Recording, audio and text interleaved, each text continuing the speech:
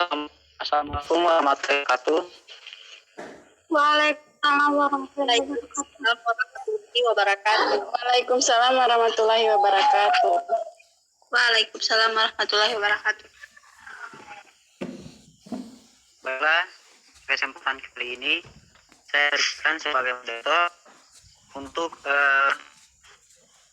menjalankan diskusi pada hari ini, yaitu diskusi kelompok 3. Jadi dengan berjalannya diskusi pada hari ini itu tergantung moderator. Jadi apabila kepada teman-teman sekalian ada yang ingin bertanya, mohon izin kepada moderator terlebih dahulu. Baik, langsung saja dipersilakan kepada pemateri kelompok 3 untuk mempresentasikan materinya. Selain pemateri, tolong teman-teman yang lain mic-nya dimatikan dulu. Kak Regina Putri Podu, mic-nya tolong dimatikan. Baik, kepada pemateri kelompok 3 dipersilakan.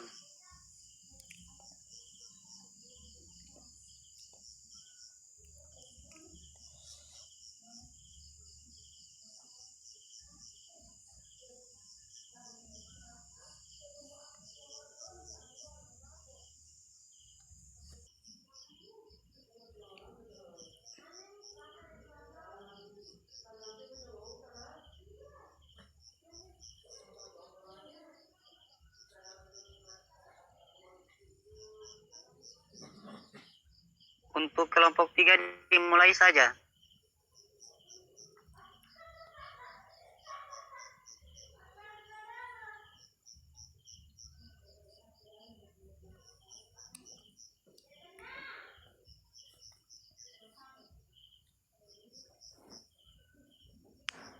Kelompok 3.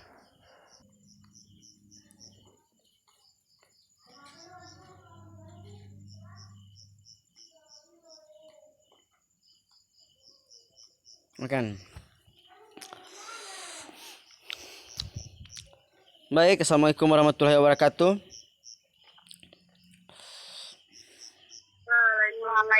Waalaikumsalam warahmatullahi wabarakatuh. Saya perwakilan dari kelompok 3 yang akan memaparkan materi yang pertama. Geser DP screen ini. Mengenai dasar teori. Denudasi berasal dari kata nude yang berarti telanjang.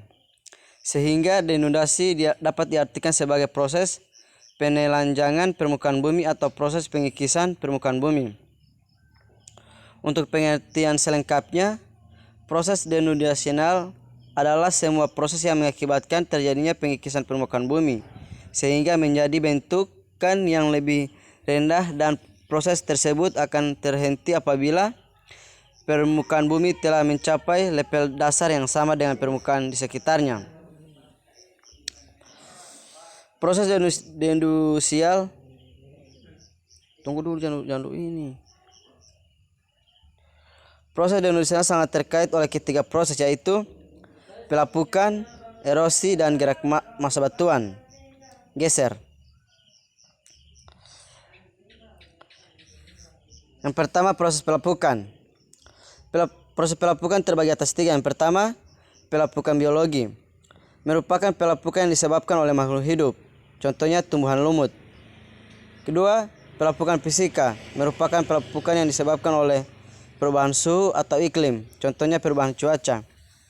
Ketiga, pelapukan kimia. Merupakan pelapukan yang disebabkan oleh tercampurnya batuan dengan zat kimia. Contohnya tercampurnya batu oleh limbah pabrik yang mengandung bahan kimia. Baik, materi selanjutnya akan disampaikan oleh anggota kelompok 3 lainnya. Terima kasih.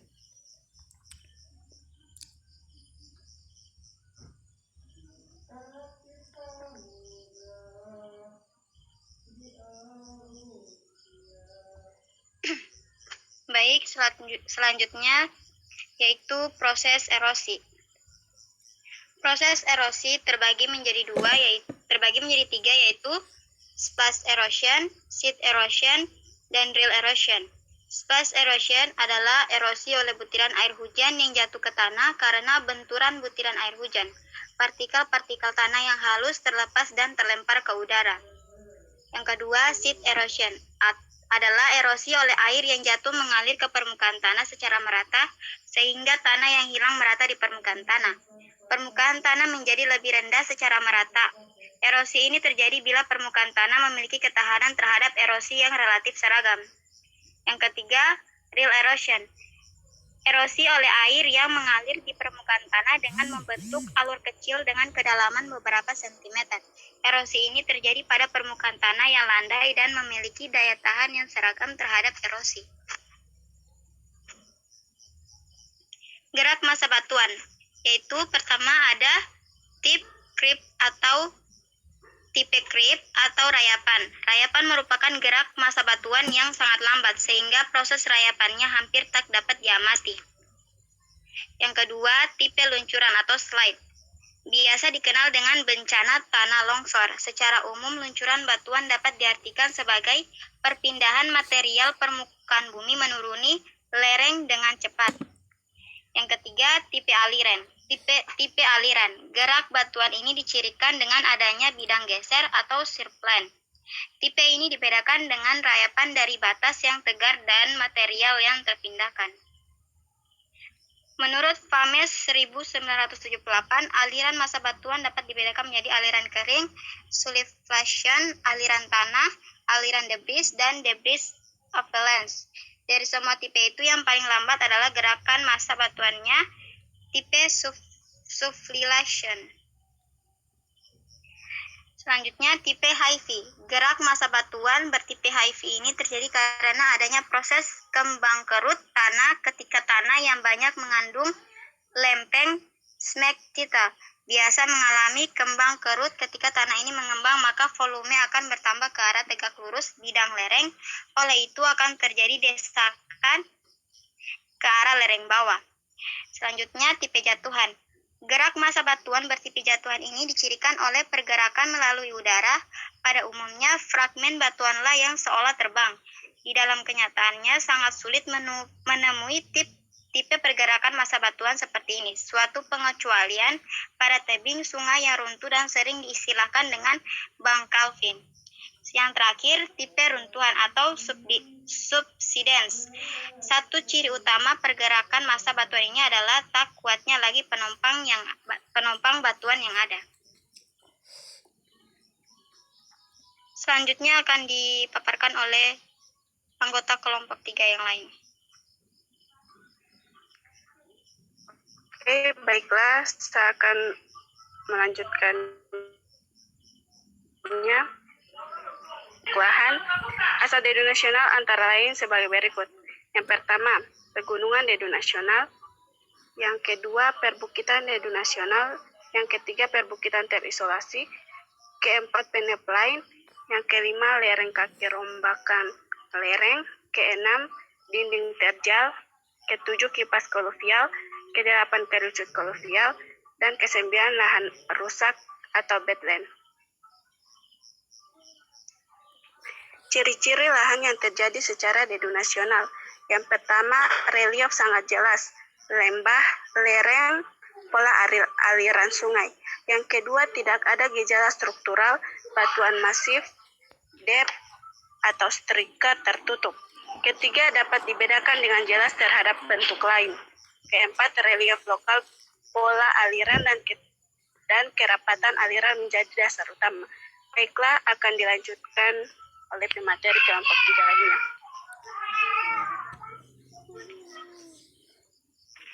Baik, saya akan melanjutkan tentang transkrip bentuk lahan dedu nasional. Yang pertama, perbukitan terkikis di Jawa. Perbukitan terkikis merupakan suatu bentuk lahan yang tidak teratur, mempunyai ketinggian 75-300 meter. Lereng relatif miring sampai curam, didominasi oleh kenampakan erosi ringan sampai berat, memiliki jenis batuan bervariasi, material permukaan laut sampai kerikil, setempat-setempat dijumpai singkapan batuan induk.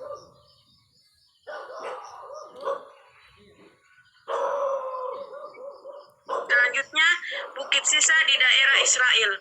Bukit Sisa merupakan suatu bentuk lahan dengan ketinggian 75 sampai 300 meter yang terbentuk akibat erosi berat di masa lampau, sehingga terpisah dari perbukitan yang berdekatan dengan bentuk lahan tersebut. Lereng miring sampai sangat curam. Proses geomorfologi yang mempengaruhi adalah erosi. Jenis batuan bervariasi, material permukaan liat sampai kerikil, setempat tersingkap batuan induk.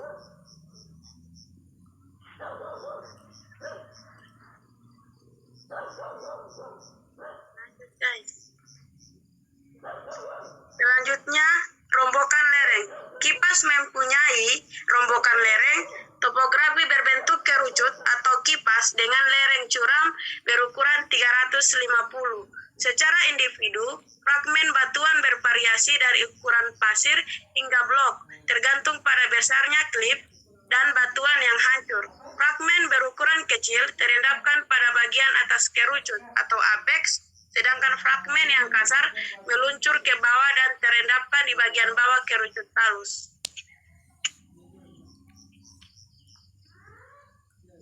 Bedline di Bahia Brazil. Lahan rusak atau bedline merupakan daerah yang mempunyai topografi dengan lereng curam hingga sangat curam dan terkikis sangat kuat, sehingga mempunyai bentuk lembah-lembah yang dalam dan berdinding curam serta bergerigir tajam atau knife-like dan membulat. Proses erosi parit, gully erosion, sangat aktif sehingga banyak singkapan batuan muncul ke permukaan atau rock outcrops. Baik, demikianlah hasil pemaparan materi kami. Apabila ada kekurangan dan kesalahan, kami mohon maaf. Wabillahi taufiq wal hidayah. Assalamualaikum warahmatullahi wabarakatuh. Waalaikumsalam warahmatullahi wabarakatuh. Baik, itulah pemaparan materi dari kelompok 3. Jika pertanyaan dari kelompok 4 dipersilakan. Pertanyaan dibatasi untuk kelompok 4 ada 2 pertanyaan. Baiklah, saya kepada moderator saya ingin memberi pertanyaan kepada pemateri. Baik, untuk Kak Regina Putri Podo dipersilakan. Untuk kelompok 3 tolong disimak baik-baik pertanyaannya ya. Kepada moderator, saya ingin memberikan pertanyaan kepada pemateri. Untuk Kak Regina Putri Podo dipersilakan. Ya, saya memberikan pertanyaan. Ya, silakan. Ya, saya akan memberikan pertanyaan yaitu kepada kelompok pemateri. Sebutkan jenis-jenis pelapukan dan faktor penyebab terjadinya pelapukan dan berikan salah satu contoh dari pelapukan tersebut.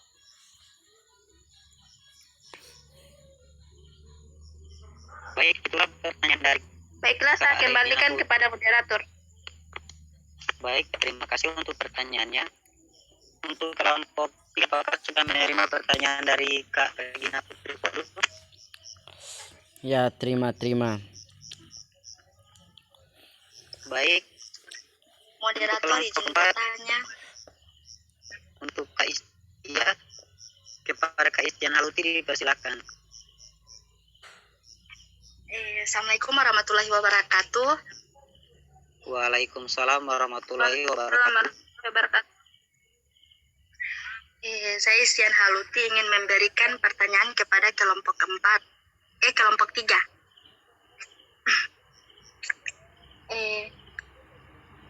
Sebutkan pengaruh positif negatif dari pelapukan. Apa dengar?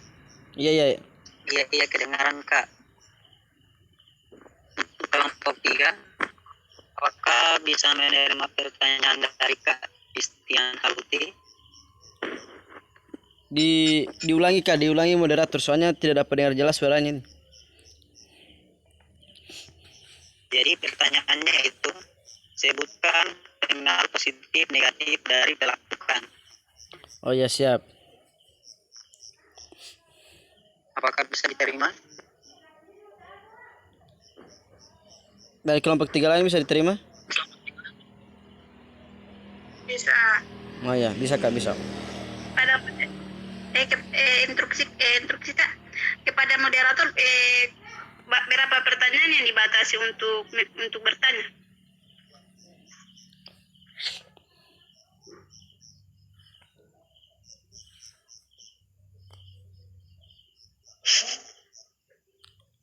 On mic moderator. Tadi saya sudah menyatakan bahwa pertanyaan untuk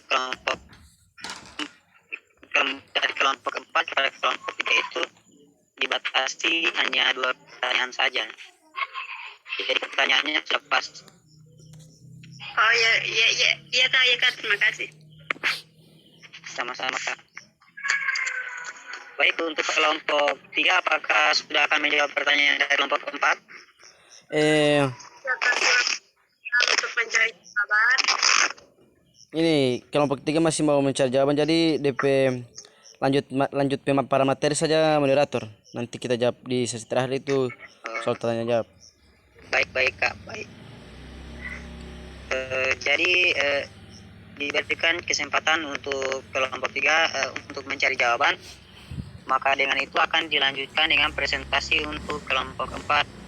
Jadi moderator yang dari kelompok 3 dipersilakan.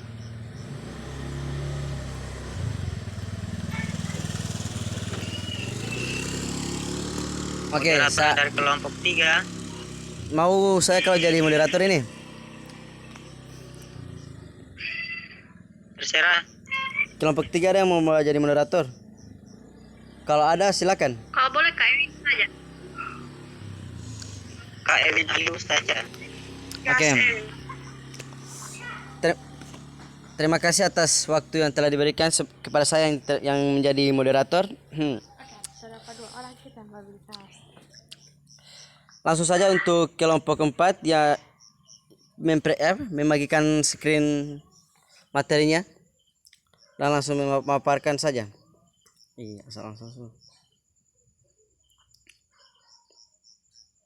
Kelompok 4. Kak Regina Putri Podu. Ya. Silakan membagikan Share screen dulu. screen. Oh, Kak Istian Haluti. Oh, ini host. Pindah dulu host. Untuk yang jadi Iya sudah Kak Istian Haluti. langsung bagikan share screen saja.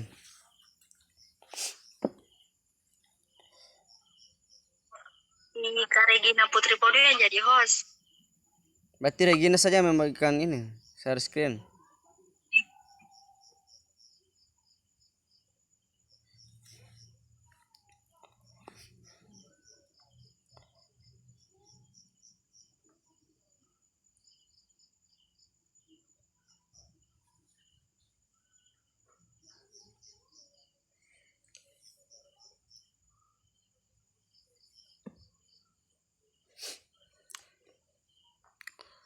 Langsung yang mau ini. Baik, terima kasih untuk waktu yang diberikan kepada kelompok kami. Assalamualaikum warahmatullahi wabarakatuh. Waalaikumsalam warahmatullahi. warahmatullahi wabarakatuh. Baik, kami dari kelompok 4 Baik.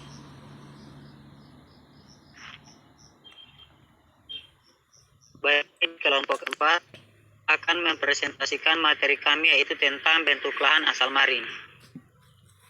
Definisi bentuk lahan asal proses marin. Geomorfologi marin adalah bentuk lahan yang dihasilkan oleh proses marin berupa aktivitas atau gerakan air laut, baik pada tebing, pantai berpasir, pantai berkarang, maupun pantai berlumpur. Gerakan tersebut meliputi 1. Pasang surut, naik turunnya permukaan laut setiap 12,5 menit. Kapal naik turun memerlukan waktu 12 jam 25 menit. Pasang surut ini dapat mengingus pantai apalagi kalau bersama-sama dengan gelombang atau ombak. 2. Arus, aliran air laut yang disebabkan oleh angin, perbedaan suhu air laut, dan lain-lain. 3. Ombak, sesuai dengan arah angin, dapat mengerosi pantai atau abrasi. Materi selanjutnya akan disampaikan oleh Kak Istian Haluti. Kepada Kak Istian Haluti dipersilakan. Oke, saya akan melanjutkan materi dari Kak Rizky Hauko.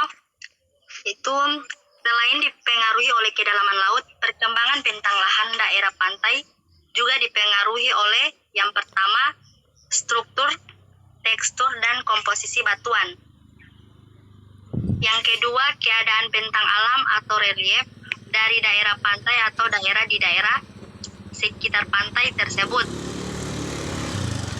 Yang ketiga, proses geomorfologi yang terjadi di daerah pantai tersebut yang disebabkan oleh tenaga dari luar, misalnya yang disebabkan oleh angin, air, es, gelombang, dan arus laut.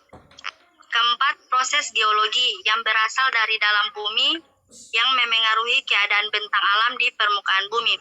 Daerah pantai, misalnya tenaga vulkanisme, diastrofisme, pelipatan, patahan, dan sebagainya. Yang kelima, kegiatan gelombang, arus laut, pasang naik dan pasang surut, serta kegiatan organisme yang ada di laut. Di Indonesia, pantai yang ada pada umumnya dialihfungsikan sebagai tempat wisata yang notabene dapat membantu tingkat pendapatan suatu wilayah. Apabila masyarakat mengetahui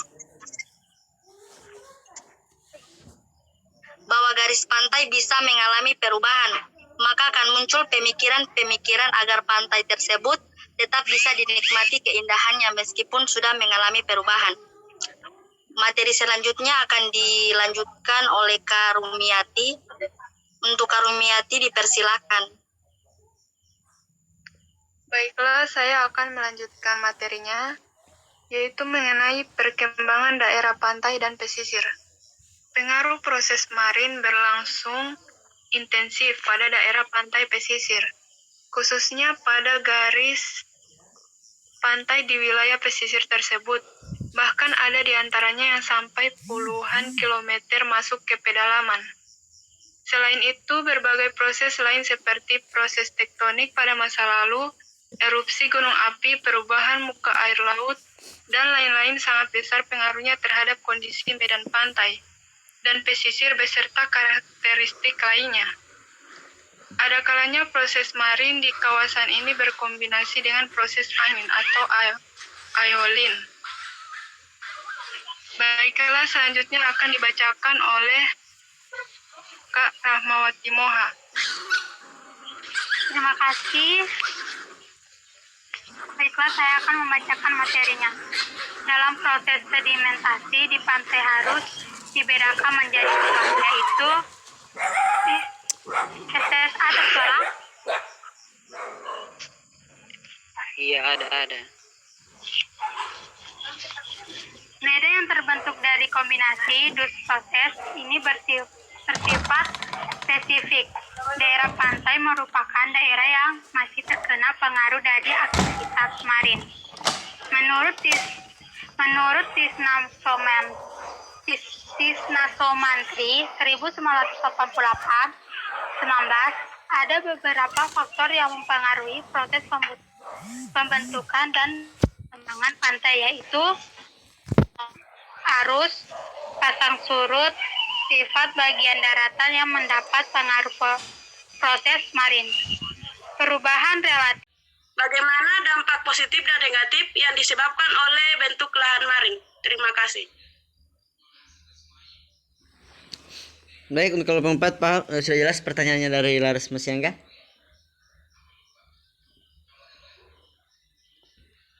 Kelompok 4.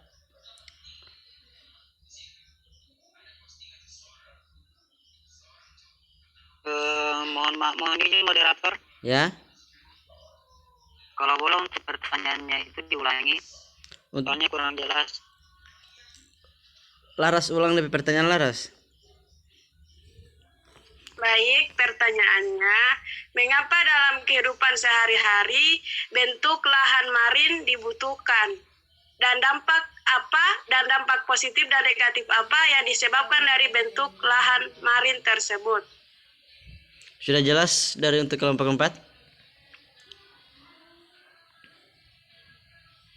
Kalau belum, satu kali lagi ulang Laras. Satu kali lagi ulang, satu Oke, kali. jelas. Oh, sejelas sudah. Kasih. Baru mau kemana ini? Untuk kelompok 4 langsung mau menjawab atau kelompok 3 mau menjawab duluan?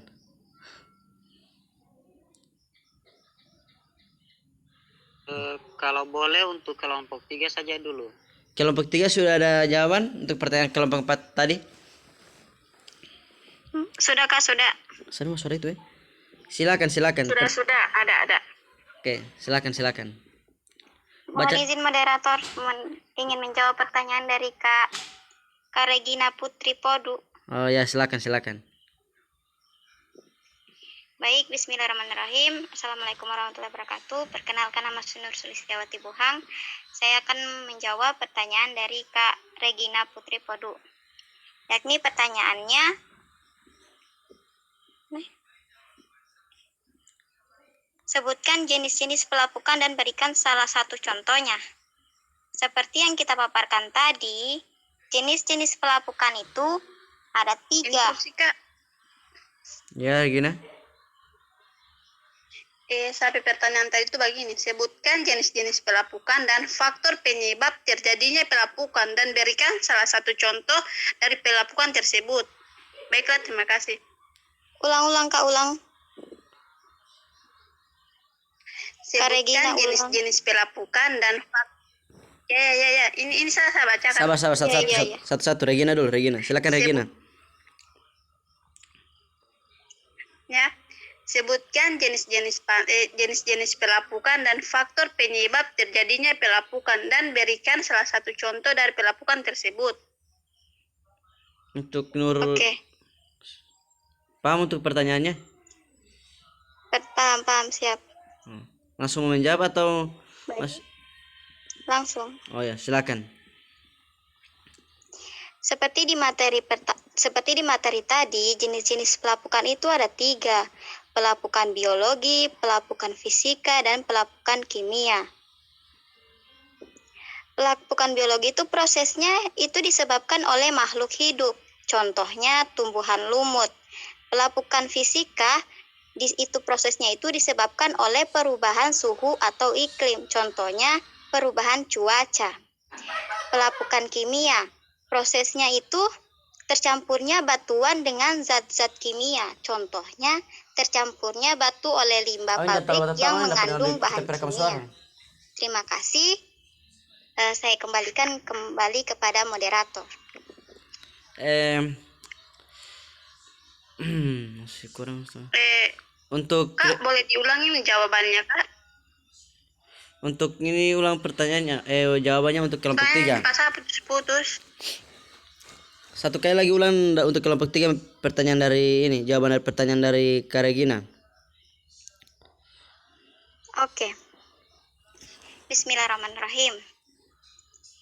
Jenis-jenis pelapukan. Seperti di materi tadi, jenis pelapukan itu ada 3. Pertama, pelapukan biologi, pelapukan fisika, pelapukan kimia. Prosesnya, proses dari pelapukan biologi, yaitu oleh makhluk hidup, disebabkan oleh makhluk hidup. Seperti contohnya tumbuhan lumut yang tumbuh di daerah-daerah lembab. Itu proses pelapukan. Yang satu yaitu pelapukan biologi. Lalu pelapukan fisika, jenis pelapukan fisika. Prosesnya yaitu perubahan suhu atau iklim. Contohnya perubahan cuaca hujan, panas yang menyebabkan pelapukan di batuan. Begitu. Mantap. Pelapukan kimia, jenis pelapukan kimia. Prosesnya tercampurnya batuan dengan zat-zat kimia. Contohnya, tercampurnya batu oleh limbah pabrik yang mengandung bahan kimia. Misalnya di daerah limbah, maksudnya di dekat daerah di dekat limbah itu ada batu, baru mengandung bahan-bahan kimia. Nah, disitulah terjadi proses pelapukan. Mantap. Good. Untuk Karagina bisa diterima Putus-putus saya pesuara. Tidak, stop. Untuk Karagina sudah bisa diterima jawaban dari untuk kelompok 3 tadi? Karagina. Ya, dari jawaban dari kelompok 3 sangat bagus dan saya menerima jawaban dari kelompok 3. Baik, terima kasih. Kak Regina. Kepada moderator saya kembalikan. Baik, terima kasih. Untuk kelompok 3 masih mau menjawab pertanyaan yang satu lagi dari kelompok 4? Ya, saya akan jawab. Oke, dipersilakan. Oke, pertanyaannya dari Kaistian Haluti. Sebutkan faktor positif dan negatif dari pelapukan. Jawabannya, faktor positif yang pertama, memunculkan habitat dengan adanya pelapukan terhadap batuan. Terbentuklah tanah sehingga memungkinkan tumbuh-tumbuhan hidup di atas tanah tersebut. Yang kedua, memperluas daratan di bumi. Erosi yang terjadi di daerah pegunungan materialnya akan dibawa ke laut dan mengendap di dasar laut. Baik, untuk Yang ketiga, lanjut.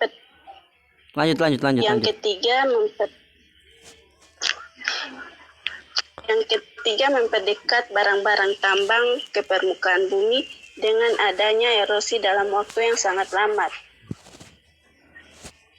Dampak negatif. Yang pertama, kesuburan tanah semakin berkurang karena tanah yang subur di permukaan bumi terus-menerus mengalami erosi setiap hujan turun. Yang kedua, hasil-hasil erosi yang diendapkan di muara-muara sungai menyebabkan pendangkalan di muara sungai. Akibatnya sungai menjadi mudah mengalami banjir ketika musim hujan. Yang ketiga, abrasi atau penyikisan air laut. Di pantai-pantai menyebabkan daratan dekat garis pantai hilang, dihantam ombak. Rumah-rumah di pinggir pantai banyak yang hancur oleh abrasi. Baiklah, itulah jawaban dari saya.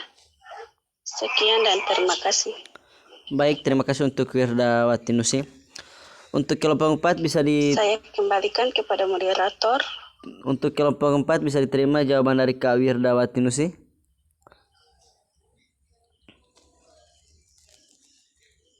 Kelompok 4. Kak moderator. Baik, terima kasih. Untuk kelompok 4, apakah sudah bisa diterima jawaban dari Kak Wirdawati Nusi? Baik, saya menerima jawaban dari Kak Wirdawati Nusi. Terima kasih. Oke. Selanjutnya ini sesi tanya jawab untuk kelompok 4. Kelompok 4 sudah siap untuk menjawab pertanyaan dari kelompok 3? Minta waktu sebentar, Kak. Oke. Siap Kak, siap. Sudah siap satu? Siapa sih? Rizky Hauko. Kak Rizky Hauko sudah siap? Siap. Oke, silakan. Baik, saya Rizky Hauko dari kelompok 4 akan menjawab pertanyaan dari Kak Nur Sulistiawati Buhang. Pertanyaannya yaitu, apa pengaruh bentuk lahan marin di kawasan pesisir pantai? Jawabannya, pada umumnya dasar laut pada pinggir pantai lebih halus atau licin dan melandai ke arah laut. Ombak yang bergerak ke arah pantai, gerakannya menjadi lambat atau berkurang sehingga menyebabkan kedudukan puncak-puncak gelombang semakin rapat. Hal ini juga menyebabkan tinggi dan sudut lereng ombak bertambah yang selanjutnya gelombang tersebut condong ke depan, menjadi pecah dan berbuih menghantam pantai. Hantaman ombak ke pantai menyebabkan terjadinya proses abrasi dan pantai akan terkikis sedikit demi sedikit. Hasil kikisan kemudian dihanyutkan secara selektif. Hancuran yang halus terbawa arus ke tengah laut dan diendapkan sebagai lumpur atau liat, sedangkan pesisir dan kerikil tertinggal. Ya sabar, selesai dulu orang mau jawab pertanyaan, nanti sebentar itu instruksi. Siap. Tertinggal Lanjutkan. di dekat tebing membentuk pantai pesisir serta gosong-gosong pantai. Itulah jawaban dari kelompok kami. Selanjutnya saya kembalikan kepada moderator. Oke, terima kasih untuk Kak Rizky Hauko. Baik, siapa yang tadi yang instruksi tadi?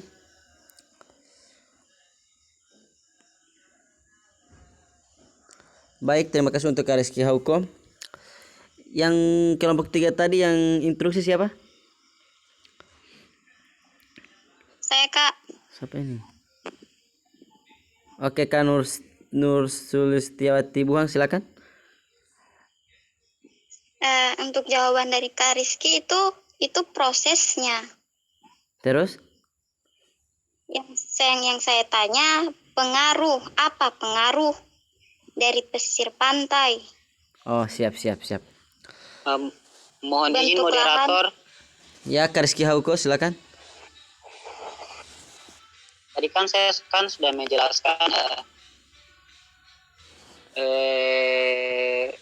menjelaskan bahwa hantaman ombak ke pantai menyebabkan terjadinya proses abrasi Ya. dan Saya juga. pantai akan terkikis sedikit demi sedikit. Iya, langsung ke intinya saja, jangan masih DP proses. Stop.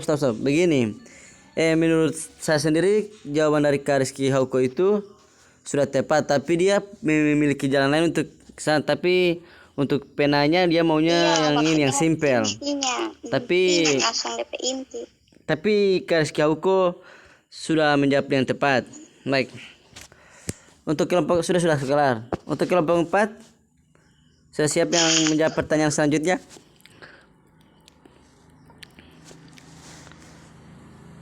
Kelompok 4.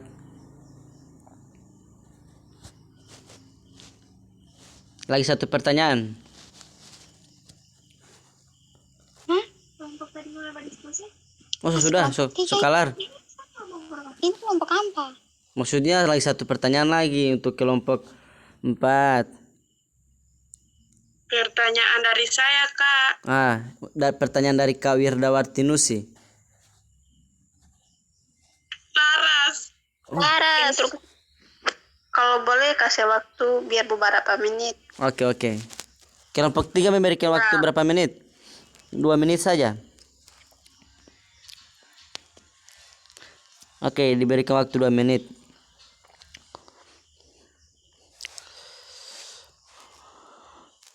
Dengarkanlah penyusun.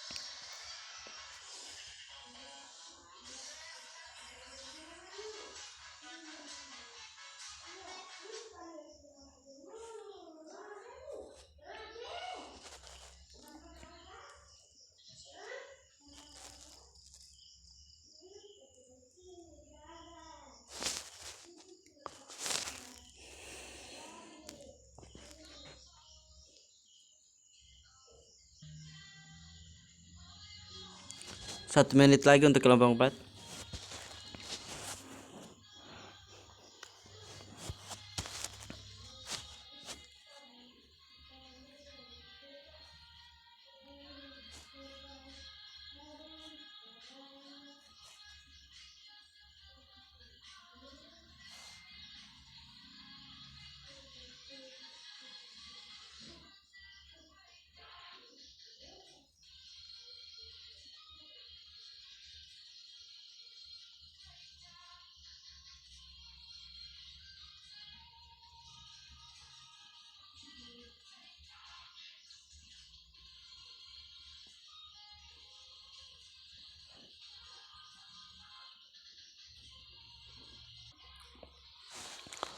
Untuk kelompok 4 masih belum dapat jawabannya.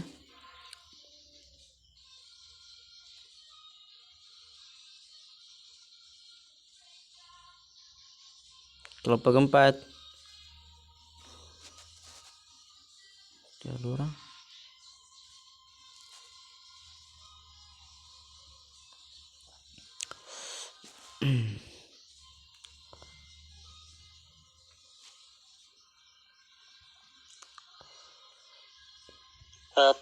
Tunggu kak.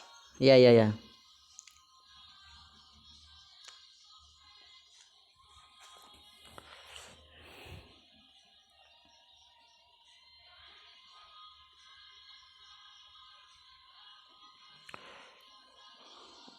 Sambil menunggu kelompok 4 mencari jawaban, untuk kelompok 3 ada yang bisa memberikan rangkuman materi rangkuman materi PPT-nya? Untuk kelompok 3 ada yang bisa memberikan rangkuman dari keseluruhan materi? Laras masih enggak? Tidak ada. Kira ada, siapa tahu ada. Siapa lagi yang kelompok 3 lain ini? Wiradawati Nusi.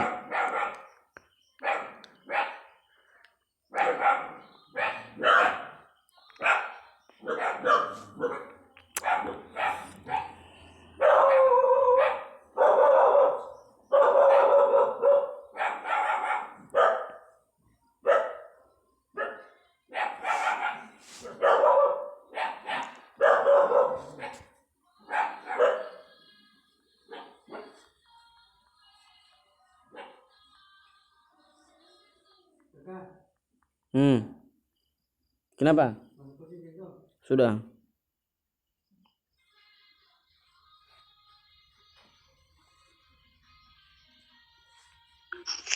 Instruksi kepada moderator. Ya.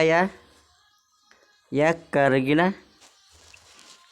Ya, saya akan menjawab pertanyaan dari siapa tadi? Kak Wiradawati Nusi.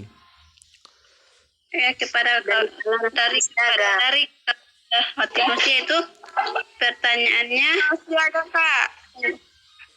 yaitu mengapa dalam kehidupan sehari-hari kita harus membutuhkan bentuk lahan marin dan berikan dampak positif dan negatif dari bentuk lahan asal marin. Jawabannya itu manfaatnya itu adalah untuk mempermudah untuk mempermudah kita untuk mengetahui dan membentuk suatu lahan, dan dampak positif dan dampak negatifnya yaitu dampak positif yaitu yang pertama penampang air. Sungai dapat menampung debit air yang turun ke tanah melalui hujan.